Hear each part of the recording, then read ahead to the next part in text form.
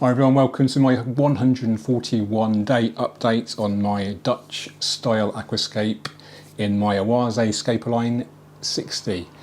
I say Dutch style, there is some debate online whether this is actually a genuine Dutch. I'm not sure, let me know in the comments, always happy to learn. So the video is largely going to be me trimming the plants, and what I'll do is I'll put the camera in a fixed position and then I'll just go through trimming all the plants that need trimming, talk about what I'm doing, why I'm doing it. Hopefully you'll find it interesting, educational, relaxing, and do let me know if you have any comments. I do have a question for you guys. We have a couple of platies in there, there's a few babies. Considering putting a final kind of display fish, I keep doing that. I'm considering putting a final display fish in there. What would you put in there, bearing in mind it's open top? We don't want any fish that will potentially jump. I don't want anything that gets too big, probably a single species. But yeah, really curious to know what you'd put in there. Lots of options, obviously. It's a 75 litre, 20 gallon tank. There is a whole series on this Dutch aquascape, so do consider looking at that playlist. I really appreciate it. Just full disclosure, my big patio back doors are open, and the doggies are quite sensitive to any noises, so you may hear some barking in the background from Tommy and Betty. If that bothers you, I'm sorry about that. Before we do the trimming, it's just important to note there's kind of two main motivations for trimming from an aesthetic point of view. There's the kind of trimming that's kind of very small and you just want to kind of finalise that final look of the aquascape, or there's more of a functional trim where you're trimming things quite, back quite hard in order for them to grow in a pattern that you're quite, you desire. I'm not an expert on trimming, as many of you may know. I usually use crypts, anubias, ferns, rosette plants basically, or rhizome plants or attaching plants, which don't actually require much trimming. So this is a learning curve for me as well, and I hope you enjoy learning along with me. So I hope you enjoy it, guys. If you do, please do hit that thumbs up. If you're not a subscriber yet, welcome to the channel, and please do consider subscribing. I really appreciate it. And yeah, check out the links in the description below, especially if you're interested in an Aquascape line aquariums. They're absolutely brilliant. I am going to be upgrading to a Scape line 90 soon, so that's very exciting. Actually considering doing a Dutch in that, but it is quite labour intensive and quite challenging.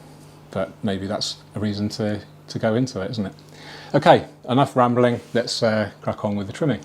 The first thing I want to do is just actually take in the whole layout as a whole and just identify what actually needs to be done.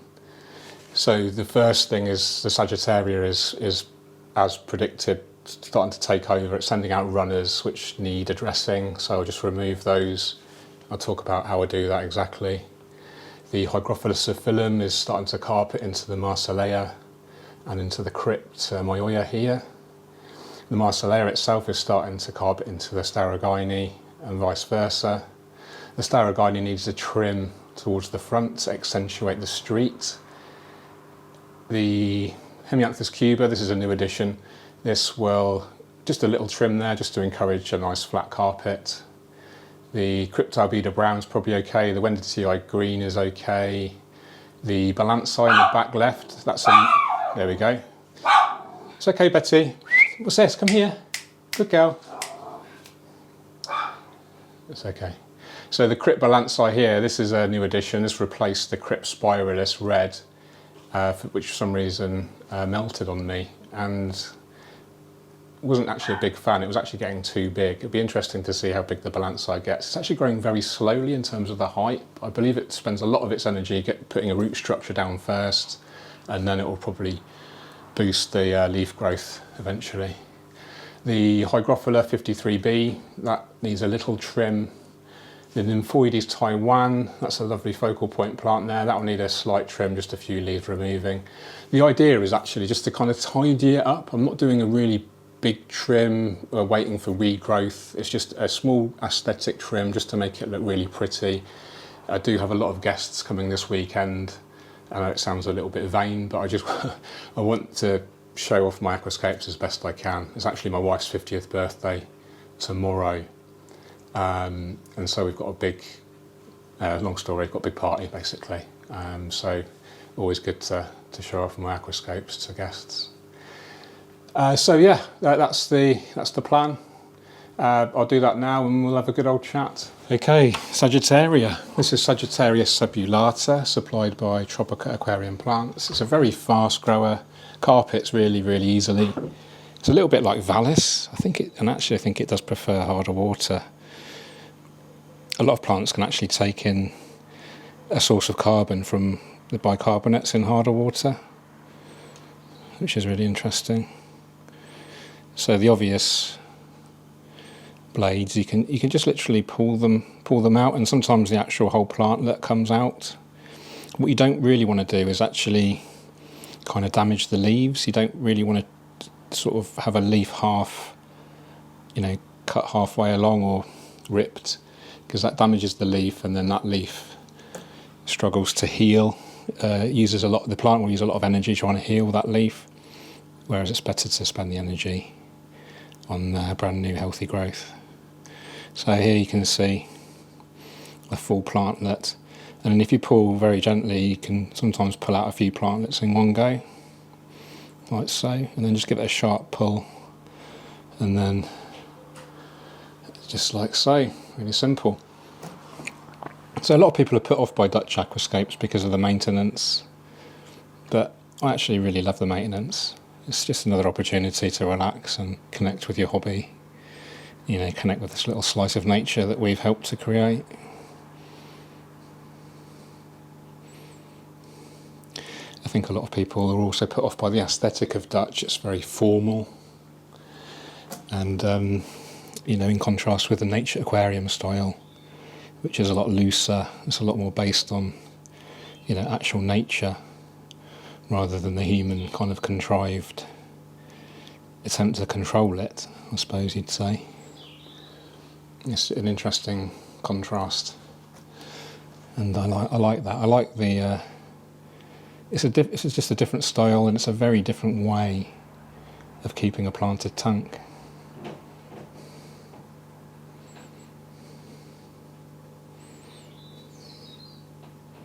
So I'm just moving the Nymphoides Taiwan out of the way of the Sagittaria, because they're kind of intermixed. What we tend to do in Dutch aquascaping is try to keep the groups separate rather than growing into each other, deliberately kind of forming distinct areas of planting, like formal gardens. Victorian formal gardens are very similar in that respect. Okay, we're pretty much there for the main trimming. There's a few unhealthy leaves there.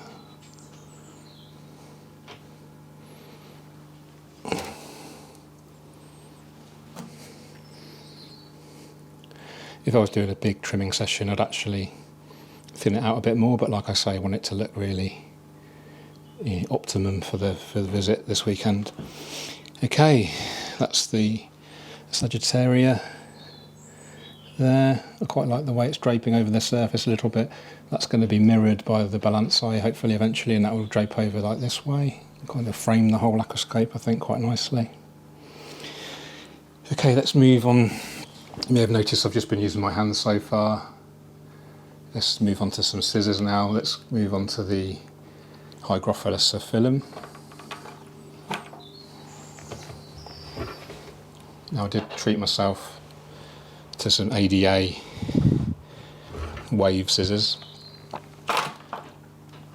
Expensive, but it's a tool of the trade. It's worth investing in these things, in my opinion. It's such a nice quality product. So now I'm just literally trimming the runners, and then we can lift out the whole plant there. Betsy, it's okay.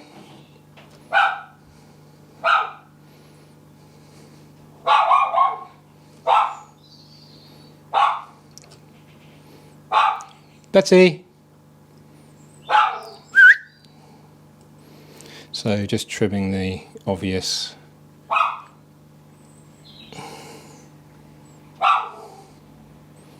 plants that are encroaching into each other's territory, if you like.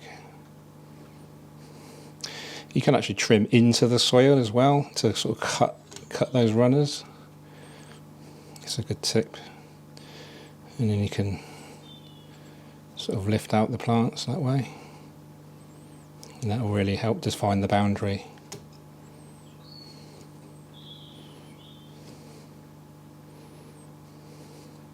It really is a great aquascaping style to hone your kind of skills, trimming skills, learn about horticulture, learn how the different species grow, their growth characteristics and how they look next to each other. It's another important aspect, how they contrast. A lot of aquascaping is dealing with contrasts and colours and textures. So when you've got a Dutch aquascape, you've got a relatively large quantity of species, you can have really good, so many permutations and iterations possible.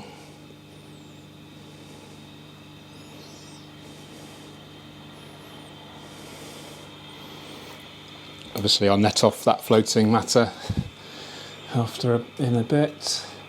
But I think that's probably it for the psophyllum. Let's just go a little bit more shallow at the front. It's going to look really nice and compact, hopefully.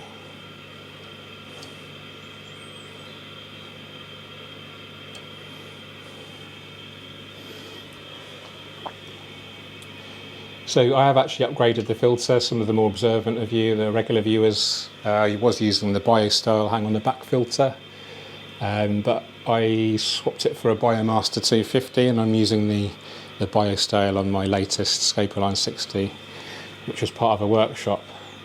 And I have to say the water clarity has improved since doing that.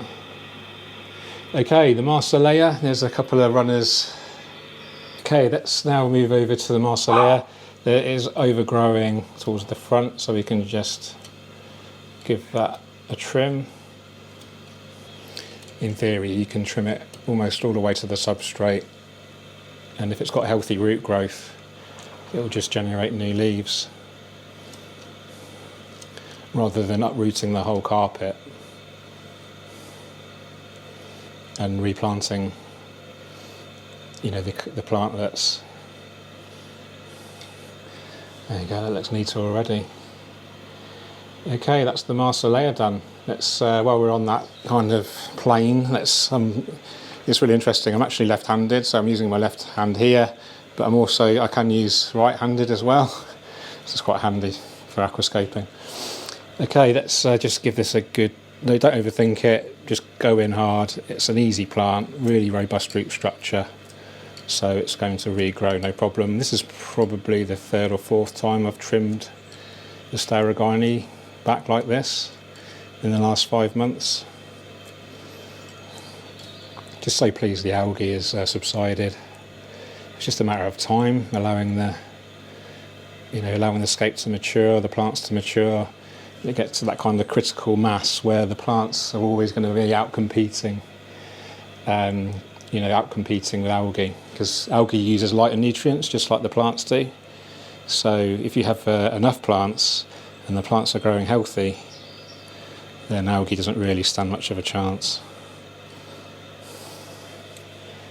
Okay, let's just define that boundary between the crypt a bit more. That's nice. It's going rather smoothly, a bit too smoothly.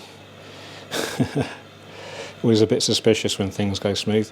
Okay, let's just trim that Hemianthus cuba just a tiny touch, just to encourage a bit more nice carpeting.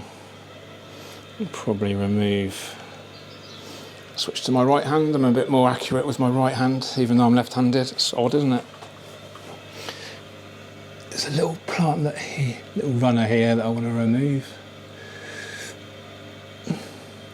So Hemianthus cuba, I think it's been reclassified to Micranthemum calytricoides cuba. but I'll always know it as HC, Hemianthus cuba. It's interesting when they do reclassify these plants so frequently. I'm not a botany expert, but it is interesting. Do have a bit of aqua soil there. Sorry, this is I think this is a Aquascape soil I'm using, or Tropica soil. I'd sort of use half and half these days. Okay, that's the cuba trimmed. Now let's go back over to the right and do the nymphoides. Now this is more of a focal point, so we don't want to be losing too much of it. But let's just get rid of these ones that were encroaching onto the Staragine. Now I'm just going to pinch these rather than trim, just easier. You can just literally put your finger, thumbnail and forefinger, index finger I should say, and then you can just very simply do the business. Let's get rid of that one as well. Beautiful plant, very much like a lily, Nymphoides Taiwan. I think this was a 1-2 grow as well, Tropica. I think no, this was actually cuttings from Ty Streetman's tank in Aquarium Gardens. So, but it would have been originally a 1-2 grow, I'm sure. It's very much a plant that likes to be eaten by a minnow shrimp, so that's just something to be mindful of if you keep a minnow shrimp. They tend to eat soft tissue plants when they're hungry. If there's no algae left, and there's not enough food, leftover fish food, then they'll eat the plants. I just realised the background noise, the hot water system's running, so I do apologise for that. The Wendeltii green is fine. It did need thinning out a little bit. I did that a few days ago, starting to notice some die off, but I think it was just light starvation because it was just so it's too much density, too much plant density there. And the Balansai in the back here, this is relatively short still, I only planted this a couple of weeks ago, and this will grow much taller. It'll be interesting to note how tall it wants to grow. You never really know with crypts, it's always a bit of a surprise. But we can just leave those. We can leave the albedo brown, nothing to report there. So next job is the hygrophila. So again, I'm going to just try to use it's quite a tough stem, so I'll just try my finger and thumb. Yeah, that's no problem. Once it's fully adapted to its underwater form, it's much softer. When you bite and it's immersed out of water form, it's much tougher because it's had to support itself in the air because it's growing out of water, of course. Okay. So probably just that bit there. So wherever I'm trimming, wherever I'm sort of cutting from, the plant will grow 2 new shoots from the node. The node is the intersection between the leaf and the stem, and so that it will produce 2 new shoots from the nodes, and this can be used to increase your overall kind of plant density. Oh wow, we've got loads of just noticed loads of Sagittaria creeping over here. Like I said, I don't want to do a huge trimming session today. I'll do that in a future video. But I can see this scape lasting at least 6 months or so, maybe even longer, depending how it goes. And eventually I would probably curious to enter into a competition. There's a Dutch category in the Aquatic Gardens Association International Aquascaping Contest, which is run every year. They have a Dutch category, paludarium, nano, and then different sizes of tank. I think small, medium, large, extra large. I'm not overly fussed if it's a pure Dutch or not. as long as I'm kind of happy doing it and got the basic principles of groups of plants, trimming, you know, little or no hardscape.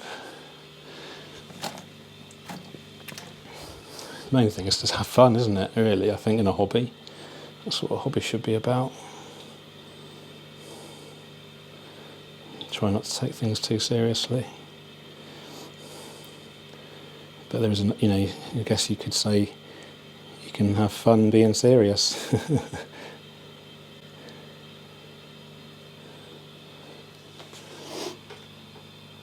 Yeah, it's true. This is a bit distracting, this one down here.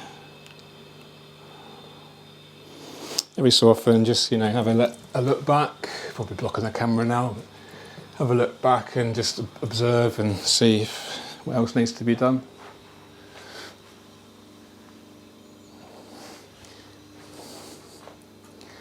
Yeah, it's looking much neater. I do obviously need to net all these out. I am wondering if I should have a little bit more definition around here between the plant groups. It's okay for now, it's something to bear in mind for the future. It's a shame that Balansai isn't growing up more to the left. The tallest ones are over to the right. But, you know, that's going to be fine. In a few weeks or so, I'm sure that will grow to the surface.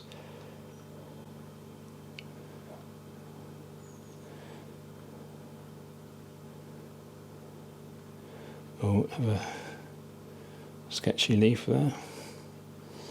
So, yeah, just have a look for any unhealthy leaves and remove those. No point in the plant putting energy into repairing any unhealthy leaves. It's just going to leave the door open to algae. So just trim it off, and if you've got a healthy system, it's just going to grow back, no problem.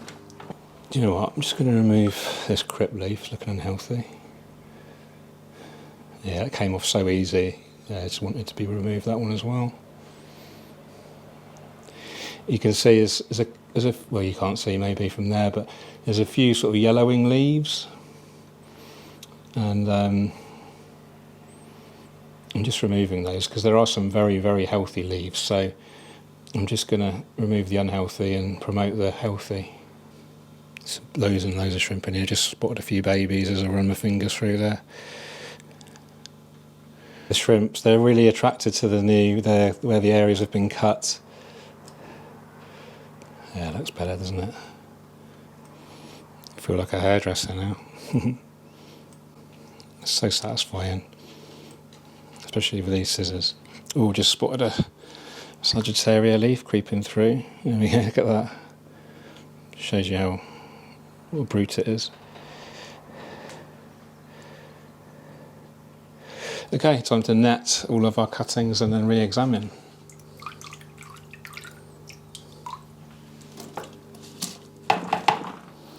So it's really important when you're getting rid of your cuttings or your excess plants, dispose of them really responsibly. Don't just throw them in your garden randomly, or especially near any natural waterways, because some aquatic plants can become very invasive. So yes, just be careful what you're doing with them.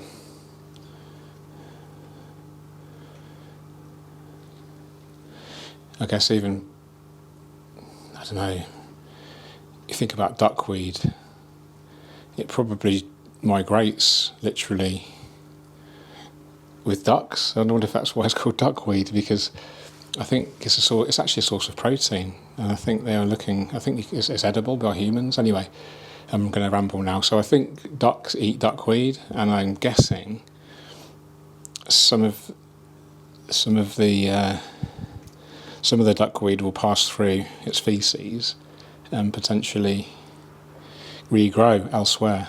So if the ducks are travelling many, long distances, then it could explain why duckweed randomly appears out of nowhere. Well, it's not randomly out of nowhere, it's actually from the duck. Anyway, just a random thought. Blowing me ADHD. Let me know what you think. Why is it called duckweed, and can aquatic plants pass through a bird and regrow elsewhere? Because because that would be, you know, a potential cause of a lot of the invasive spreading of plants. Another cause, of course, is human intervention and human vanity. You know, a lot of the plants and the animals that we have in different countries that aren't, what do they call it? When you're a natural resident of somewhere. God, my brain. Native. That's the word, native. A lot of species that aren't native, I wonder how they get there, you know, other than human intervention. Fun fact, I know grey squirrels in the UK were introduced by Queen Victoria because she wanted some cute animals in her garden, and they've actually decimated the red squirrel population in the UK. In Ireland, I think they're safe because there's a big water gap in between us, isn't there? And they didn't have the grey squirrels to start with. So yes, it's very interesting, the whole invasiveness of things. Because really, we all share the planet, don't we? It's just how far you want to zoom out or zoom in, isn't it? The further you zoom out, the less of an issue everything is. That's why I think pretty much all space travellers, especially those that have seen the moon, seen the Earth as a small sphere in the distance, a lot of them have a kind of spiritual experience, and they realise, you know, there's nothing to worry about apart from destroying the Earth. Okay, I've got a meeting now, so we'll pause it there. So that's the plants trimmed as I wish. Now we can just take an overall look at the scape and figure out what needs to change in order to improve it. The immediate thing I can see is the two most colourful plants, which is the Cryptocoryne albida brown here on the left and the Cryptocoryne myoia on the right. They are very symmetrical, obviously extreme left and extreme right, and that tends to draw the eye left and then immediately to the right, and your eye doesn't really settle to the focal point. So ideally they would need to be either moved or changed, and maybe have a more colourful plant, sort of rule of thirds, maybe where this Hygrophila 53B is, or even where the Nymphoides is. I need to wait for the Balansae to grow taller. I think that's gonna look great framing the scape alongside the Sagittaria here. So I think they're okay to stay as they are. There is very similar kind of textures going on with the Hygrophila Psophyllum and the Marsilea here, the Hirsuta. And also the texture is quite similar between the Staragine and the Hygrophila here. Now in traditional Dutch scaping, we don't tend to have plants adjacent to each other with a similar texture, so that's probably some room for improvement there as well. But you know, overall I'm really happy with this Dutch style aquascape, and you know, happy to continue growing it in and making adjustments and evolving it as we go forward. Let me know in the comments what fish you would potentially put in here as display fish other than the platies, and yeah, stay tuned for future updates. I hope you enjoyed it. Take care, and I'll see you in the next one. Cheerio.